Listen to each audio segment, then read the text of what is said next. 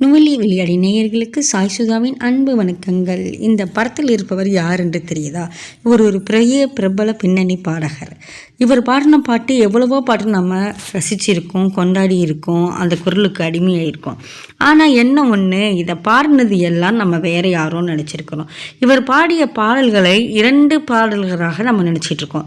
சில பாடல்களை எஸ்பி பாலசுப்ரமணியம் பாடினார்னு நினச்சிருப்போம், சில பாடல்களை நம்ம மனோ அவர்கள் பாடினார்னு நினச்சிருப்போம்.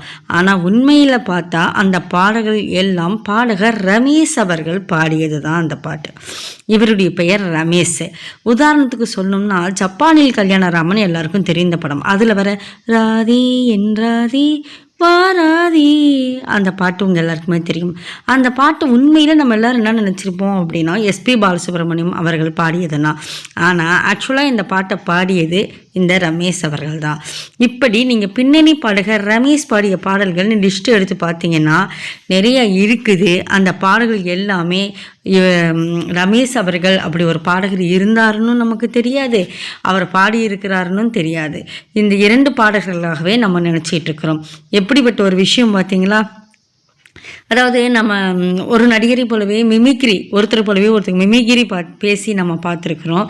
ஒருத்தங்க மாதிரியே ஒருத்தங்க நடிப்பாங்க. எம்ஜிஆர் மாதிரி, சிவாஜி மாதிரி, கமல் மாதிரி எல்லாம் மேக்கப் போட்டுக்கிட்டு நடிச்சிருக்காங்க, பார்த்துருக்கோம்.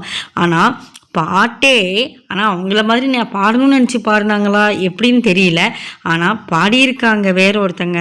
ஆனால் நாம் நினச்சதெல்லாம் வேறு பாடகர்கள் பாடியிருக்காங்க அப்படின்னு சொல்லிட்டு. ஏன்னா அச்சு அசல் அப்படியே அவங்க பாடுற மாதிரி தான் இருக்குது. இதன் காரணம் என்ன அப்படிங்கிறதெல்லாம் நமக்கு தெரியல. ஆனால் பாடகர் இப்படி ஒரு பாடகர் தான் பாடியிருக்காங்கங்கிற தகவலையும் நமக்கு இன்றைக்கி தான் தெரியுது. ஆனால் பாடகர்கள் பெயரில் போய் பார்த்தோம்னா இவங்க ரமேஷ்ன்னு தான் போட்டிருக்கு, எஸ்பிபின்னு போடலை. நாமளாம் நினைத்து கொண்டு இருந்திருக்கிறோம் அந்த குரலை பார்த்து அப்படின்னு தான் நான் நினைக்கிறேன். நீங்கள் என்ன நினைக்கிறீங்க? உங்களுக்கெல்லாம் இவர் ரமேஷ் பாடினதுன்னு தான் தெரியுமா? தெரிஞ்சிருந்தால் கமெண்ட் பாக்ஸில் சொல்லுங்கள். நன்றி, வணக்கம்.